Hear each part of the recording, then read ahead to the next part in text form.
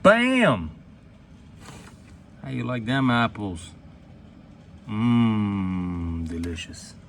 Delicious. Yeah. Oh, man. We knew it was going to happen one day. It still sucks when it happens, but you know what? Can't even be mad. Old champ here, 9 years. Just over 9 years, right?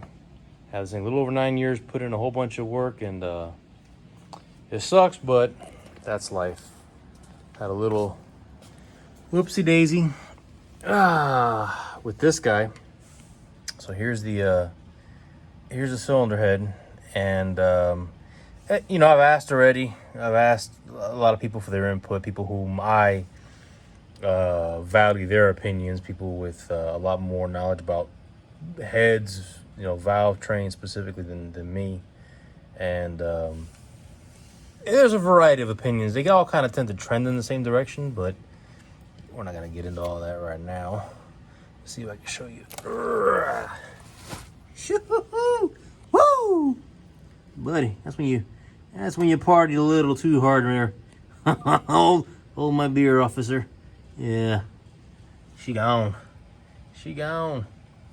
So this was I'm out racing a buddy of mine about a couple weeks ago, and we took 2 or 3 hits. Top of the third and final hit, just felt like the car right around $7,000 or so. Just felt like it ran into a limiter, which is kind of weird. I'm like, oh, it didn't. No big boom splash. You know, no 4 angels and trumpets and, you know, none of that stuff and fireballs from the sky. It was just a real subtle little brrr, top of the gear. I thought, that's okay. That's kind of weird, but whatever. And well, the long story is, after that, I realized very quickly I don't have any power anymore. And yeah, took it apart, and that was my first indication right there. It's a spicy meatball. The good thing is, this guy, I was kind of afraid that when it ate the valve, depending on what valve it ate, if it ate an intake, if it opened up an intake valve, that would shoot shit backwards, and I was afraid it would eat this guy up. Thankfully, I've gone through both sides of the blower, and we are in good shape. No damage there. I didn't see any nicks or anything in any of the runners, so we're okay there. Here's the ultimate irony. You know what? Let me show you. You know what I was running? How about that bad boy? I wasn't. Everybody, oh, you sent it too hard. Nope. I was on the old 275, buddy. I was on the baby pulley. Wasn't even pushing it hard. But that's just how it goes sometimes. It'd be like that sometimes. Everything else seems fine. I took a look at it was a number 6 exhaust valve. The rocker itself is fine. No damage to the rocker. Hardware came out fine. I checked the push rod's not bent. Even the lifter, I mean, it looks perfectly fine. I made sure to keep everything oriented the same so I can identify that one that dropped and see what kind of damage I had there. I have no damage to anything other than obviously the valve, which is gone. I'm guessing it probably just got shit out through the exhaust, but yeah, no other damage. Even the cam, I don't know if you're gonna be able to pick it up here or not. Yeah, probably not. That guy, that's the lobe that the valve broke on. You can't really see crap, but it's fine. So far as I can tell, at least, you know, I haven't spun it over, but there's no marks, no scars, no indication that anything happened other than what actually happened. Unfortunately, I did get a couple of you can kind of sort of see right there. right there. It nicked up the wall here in probably 2-3 places, and some of these are pretty deep. This one right here, really, it's kind of deep, and that was pretty good too. So it's going to be beyond the scope of just cleaning, cleaning hone and sending it. It's going to need a sleeve repair. Probably going to need a sleeve, to be honest. So for all intents and purposes, this motor is going to bed for a while. Like I said, yeah, it sucks. Could have been a hell of a lot worse, really. It could have wrecked the blower. It could have done a lot more. I didn't pick up any damage up here either. I looked on both sides of the Kong bricks, and nothing there.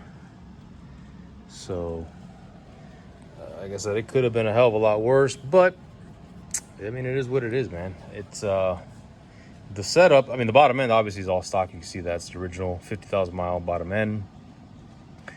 The heads and cam deal have been in the car for, I'm guesstimating, I know it's about a year and a half, or excuse me, about 2.5 years that it's been in the car. It was I ordered these heads November of 20, right? Yeah, I ordered these guys. It was November 2020, and it wasn't until July of 21, I'm told, that Frankenstein identified a problem with those castings, specifically the guides, and they went ahead and revised them, and that's why you've got that boost line now. It's got the CHE bronze guides in them, different material, and the valves are, I believe they're Inconel now, exhaust valves. These are just stainless, and it was a valve that broke. So yeah, unfortunately I got an early set. This is before it was known that they were gonna have an issue.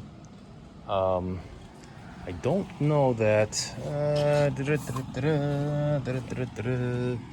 I don't know what the hell I did with the valve. I'll show you guys a valve, or what's left of it anyway. But yeah, so they identified an issue. They updated them. I got these heads obviously before, so it's neither here nor there. It is broken. It is done, and that's where we are. The obvious question that I'm getting from everyone, as you can probably imagine, is okay, what's next? The honest truth is, right now, it's three little words. I don't know. I really don't. Thing about these motors, they are it's not exactly a 5.3. It's not an LS3 either, for that matter. They're just a little bit more limited production, and as such, they are priced that way. And which I totally get it, man. It's a hell of a motor. It's a hell of a block. So people that have them are, they're gonna sell them for what they're worth. So I'm looking around, and I mean, they're running anywhere from $6-7 grand just for a stock bottom end, and you never know, unless you really know where the car was or about that car, or there's always a little bit of uncertainty because you just don't know the history. You're gonna spend that kind of money on a stock bottom end. You don't want to fire it up and have 25 pounds of oil pressure off the bat and deal with all that headache. So there is a company, actually there's a couple of companies that'll take this block, sleeve it, and punch it out to a 388 for me. So that's an option too. Financially, it kind of lands in about the middle game. And then there's always the I've mentioned it before, the whole reason I went 2650 in the first place was to go bigger anyway. So while it wasn't planned right now, this might be the time to just spend the money on an aftermarket block, 6-bolt heads, and 6-bolt deck rather, to match the heads, and go that route. So a lot of options on the table. We'll have to see. We'll have to see what we do. Obviously, you're not going to see a whole lot of videos from this thing. I mean, I know I suck when it comes to YouTube. I don't upload enough. I really should upload more, but I'm going to try to do that a lot more. I've got some other projects I need to take care of anyway. I'm trying to get the wifey's Trans Am up and running. Her vet needs a cam job. So I got a few things going on. We got this one over here, this Princess. Hopefully we're ironing this guy out here.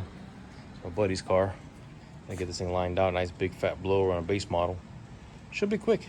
So I got some stuff going on. In the meantime, this will sit here. It just happened, so the wound is still a little fresh. It stings a little, so we'll let it, you know, sit for just a little bit and kind of dwell on it and figure out what direction I want to go in. And yeah, it'll definitely be back. It'll be back.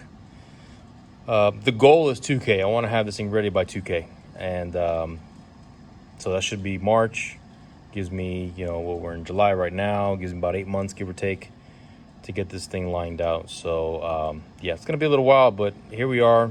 You know, like I said, 9 years later, you knew the day was coming. I knew the day was coming.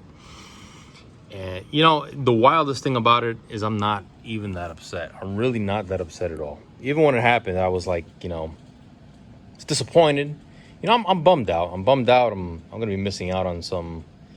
I got a couple of my friends' cars gonna be up and running here soon. I'm gonna, you know, miss out on getting to do hood rat stuff with them. The FL2K is coming up. I was supposed to meet up with a bunch of buddies there, old friends, and hang out and party with those guys, and that all kind of went awry now.